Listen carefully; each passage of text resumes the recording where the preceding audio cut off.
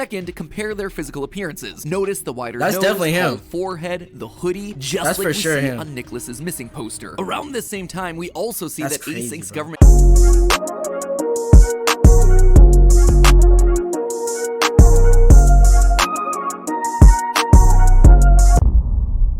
What's good, YouTube? It's your boy RICHLEV, aka just Lev, and welcome back to the Lev Fam. Gang!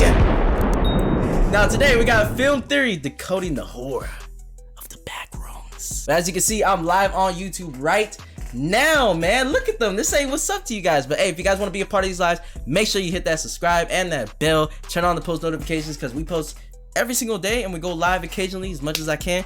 But yeah, make sure to like this video. Smash it, smash it, smash it. Smash it, man.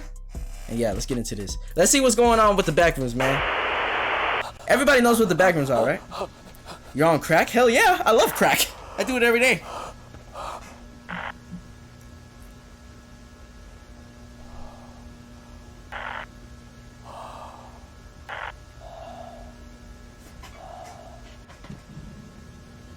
Bro, imagine being in the Backrooms for real, bro. Oh! What the hell is that? That's a villager. Oh, that's not that scary.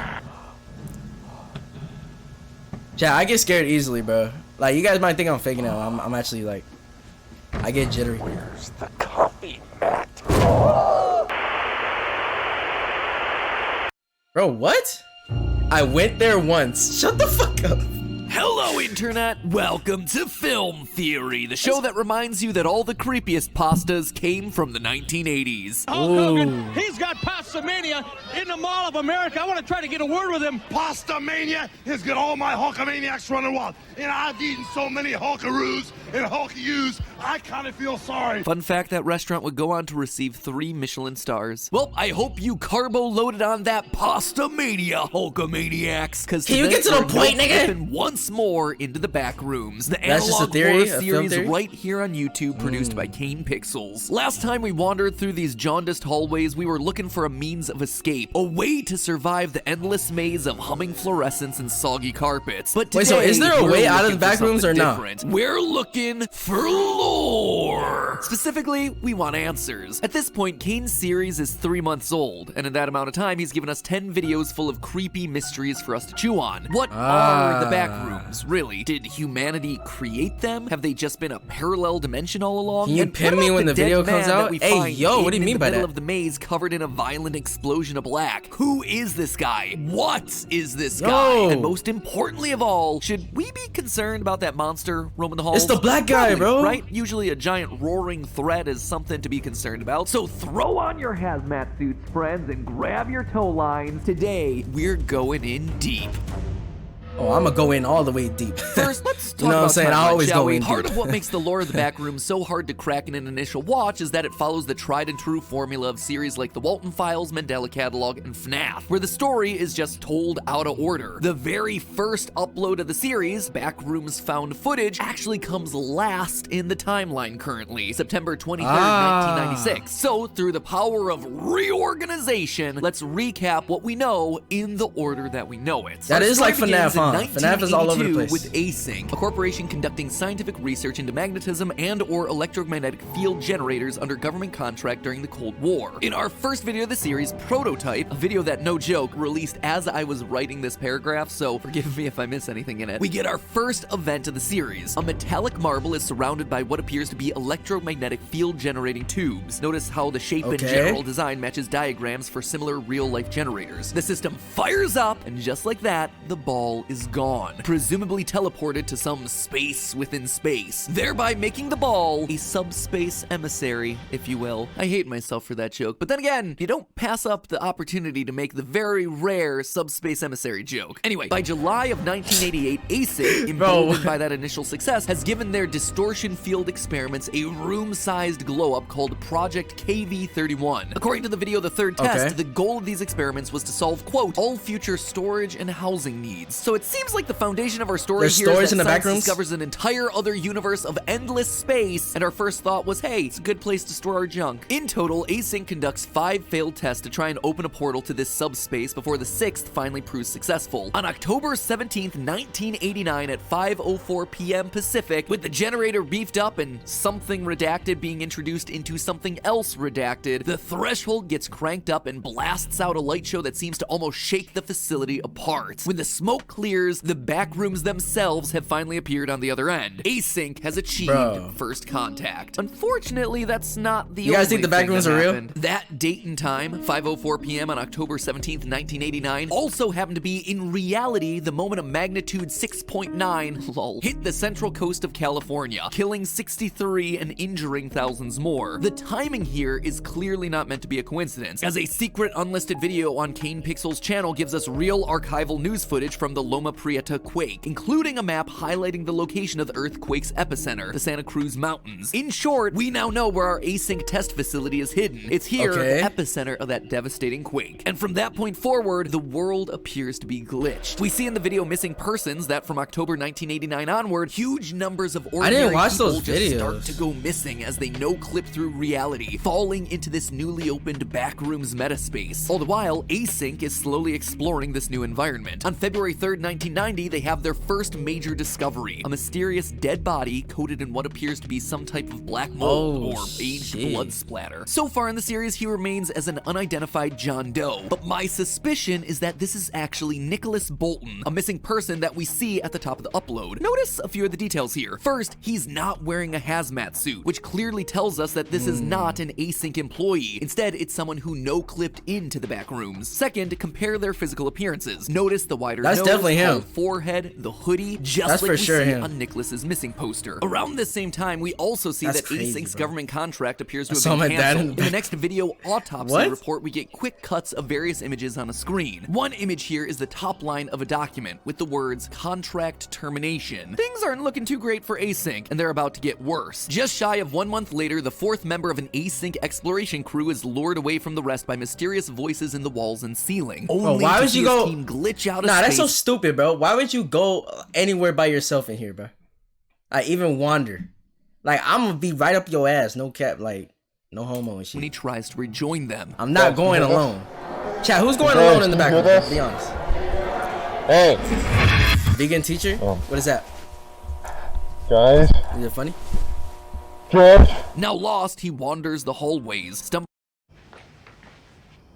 Hey, do you ever walk into a room and completely forget why you're there? Hey, do you ever shut the fuck up? stumbling across a bizarre theater with burned remains in the middle of the floor, as well as a smaller crawl space with non-carpeted floors, forest print wallpaper, and the facade of a house with farm equipment out front. As he continues his search, we see what looks to be an exit into an Async control room, considering his keycard works on the door and his sounds of relief. But it winds up empty, and his presence triggers a red alert. End of upload. About a week later, on March 5th, Async rigs cameras to motion sensors to capture the action of what's going on in the Backrooms while people aren't there. We see Async crew members constructing more walls. Yeah, cause that's what the Backrooms needed. Why? Humanity, you dumb. Later that night at 3 a.m., the cameras capture a bizarre dark shape that seems to be moving along the walls or the ceiling. Looks like the Backrooms monster's been watching some YouTube videos. It's the black guy explore again. the Backrooms at 3 a.m. Asterisk scary. Asterisk you will cry. Asterisk shooketh. Which then brings us all the way back to the first ever upload, Kane's original found footage video. In 1996, a young cinematographer named Kane no-clips through the ground, falling into the Backrooms, where he encounters some kind of monster that attacks and presumably kills him, sending his camera falling through yet another clip and back out into reality. If you go frame by frame during this moment, you can actually see Kane's whole body here being attacked by the monster as the camera falls. It's a very cool little Oh shit, what the hell? So anyway, that's the story I would have that never we've gotten noticed thus that. far, but it leaves plenty of major questions for us to speculate about. What's the nature of the Backrooms? What is the monster roaming the halls? Why are there voices and farmhouses hidden inside the walls? Well, let's start with the monster. Is it human? Doesn't appear to be. You can probably also eliminate animal and bird. An insect? Nah. Maybe some kind of robot? It looks a little bit like one if you squint, but then again, I've always got animatronics on the brain, so I'm You guys think it's a robot? I've seen some people suggest that it could Or be just a ghost monster? or an energy monster. No, energy monster, not monster energy. Regardless, we can eliminate both options because it has a physical form. It is able to throw objects and grab Kane. No, I think the Backrooms has already told us what this thing is. It's a mutated bacteria. Now, I know, bacteria are supposed to be really small, literally microorganisms, whereas the Backrooms monster is anything but. However, one thing that bacteria love to do is form colonial organisms, animals that are actually groups of smaller animals all Voltron together. TLDR, Okay. I think that is what we're looking at here. A colonial organism composed of bacteria, possibly one that's been further mutated by exposure to human DNA, specifically a mutated strain of Hay bacillus. That may seem specific, fuck but is there's that? a definite reason for it. You see, after Async discovers the mysterious dead body, they conduct an autopsy report on it, confirming that it's been decayed at uneven rates due to having been overtaken by a mutated strain of bacteria. It's like portions of the body Bro. stopped decaying. Big ass, and black ass needless to bacteria. say, I took, I thought it was just a black guy. I thought that's what the background monster was. It's just a black guy.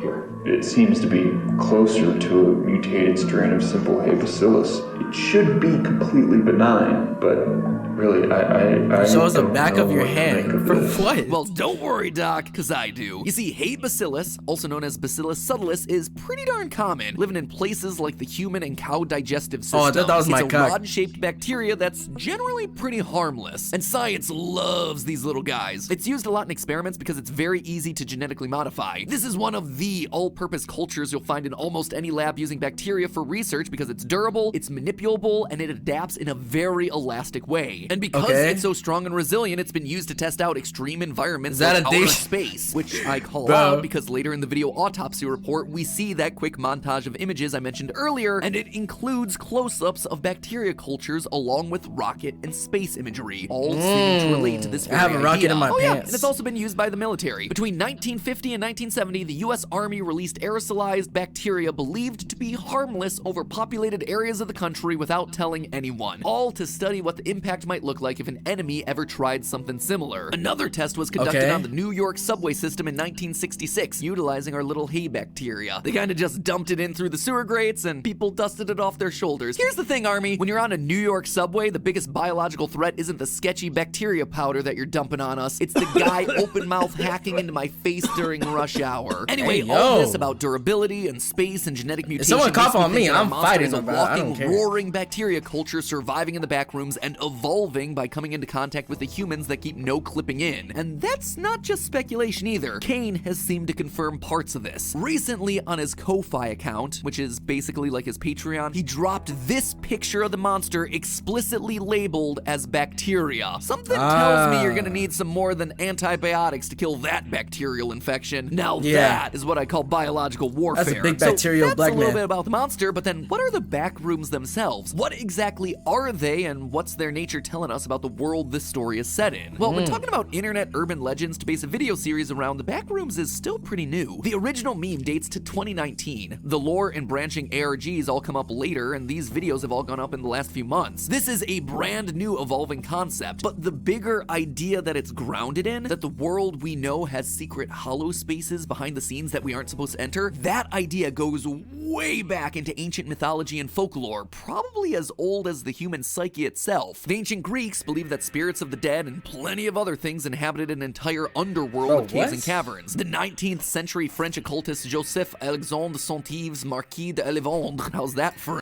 Joseph Alexandre Saint-Yon Negrisman's niggers? Oh, fuck. Yo, wait, I didn't mean... Wait, just cut that part out. Cut that part out. advanced what he claimed Cut was that part evidence out. of an inner world inside the Earth itself called Agartha that some people still think is a thing Agartha. today. Even the idea of just ordinary maintenance tunnels and access shafts all over the world being connected to a more sinister purpose was part of the background mythology in Jordan Peele's horror movie Us. Us. All right, so Bro, at I don't wanna 17, watch I closed my ads. first $5,400 client. By 18, I was What happened to rocking my in neck? between 30 to 40 grand. Don't worry about it, Very bro. familiar looking wallpaper. But of them all, the Backrooms is probably most similar to the work of mid-20th century sci-fi horror creator Richard Matheson. He wrote the stories that inspired I Am Legend and The Incredible Shrinking Man, as well as many episodes of Star Trek and Twilight Zone, including What? the infamous Gremlin on the Wing episode with William Shatner. But perhaps most importantly for us today, he wrote Little Girl Lost, an episode of The Twilight Zone that was so iconic it would be parodied by The Simpsons years later in one of their Halloween episodes using really expensive for the time 3D animation. It's like, did anyone see the movie Tron? No. Let me be clear. I mean, no. In both versions of the story, a character accidentally finds themselves passing through an imperceptible rift between our dimension and another, unable to find their way out, getting lost in a vast, confusing, repetitive maze. Sound familiar? Really similar to the idea of falling into the Backrooms. In fact, the only pretty much real the same difference shit. between all these stories is the terminology involved. For the original Backrooms lore, they say that you've no-clipped through reality, a phrase borrowed from video games to describe when solid graphical elements pass through one another in a way that the program doesn't intend, resulting in a player character ending up in an empty space outside of the quote-unquote level box. This sometimes allows you to skip around and cheat, especially when you're talking about older games when developers were still figuring out how to make 3D work. Now, Kane Pixels' Backrooms has yet to make any explicit reference to this. We have never heard the phrase no-clipping, and we have not once seen any references to video games or digital worlds. In fact, Kane's series has taken the general concept of the Backrooms and layering on a science fiction rationale to ground it in a very believable reality. And yet, the video game stuff, I think this is exactly what he's building towards. And the key is right here at 5:45 in the very first upload. Check out the rope. It's sitting there, just sitting right there. At first, I thought nothing of it. It's just garbage. I was wondering about that too. But then 1 month later, we get this at the midpoint of informational video. As the lost Async employee explores the smaller crawl space with forest wallpaper, he stumbles across the facade of a farmhouse, and near it is this, an axe leaning against the wall. Again, a singular object just sitting there alone, waiting to get picked up. So we're wandering through a maze made of geometric shapes and repeating textures, stalked by a monster, and random useful objects are just sitting there out in the open on the ground, waiting to get picked up. No real context around them. It looks a lot to me like a video game, the kind of video game you might no-clip in or out of. To me, this whole area with the tree texture wallpaper, the facade of a house on the wall, the random old-time farm tools that just look slightly geometrically off, this looks like the exact way older 3D video games, I'm talking PlayStation 1 era, would use polygons and flat textures to try and render outdoors and nature settings within level box designs. They would paint the walls to look like... So basically, bro, the Backrooms, like, there's clues and stuff. All those random things that are being set down,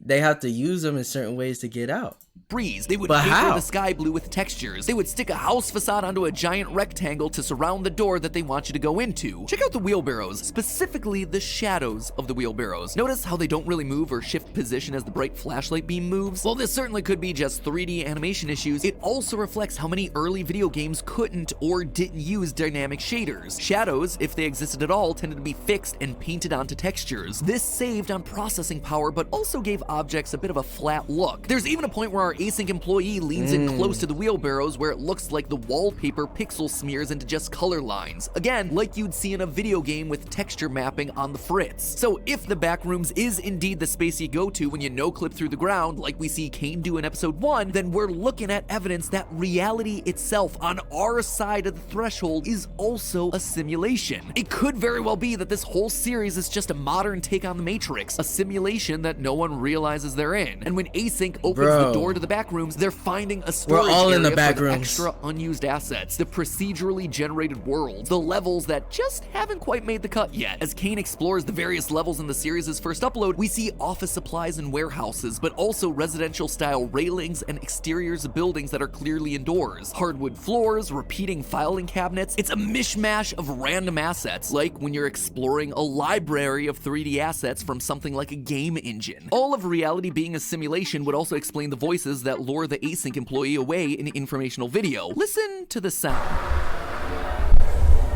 These aren't voices that are explicitly trying to lure him away. It's not sinister in any way. It's just general white noise of a busy office or a party, almost as though reality is breaking through. While he's wandering around in a simulation on a computer, an office party is going on one layer of reality up. But outside of the wall textures and random objects just sitting out in the open like a video game, there's one piece of evidence that really clinches it for me. Something that gets me to raise my eyebrow. Notice the date on this upload. February 29th, 1990. Here's the mind blow. That can't be correct. There is no such day in existence. February has 28 days, and 1990 was not a leap year. Hey, you sussy baka. To me, this wasn't a mistake.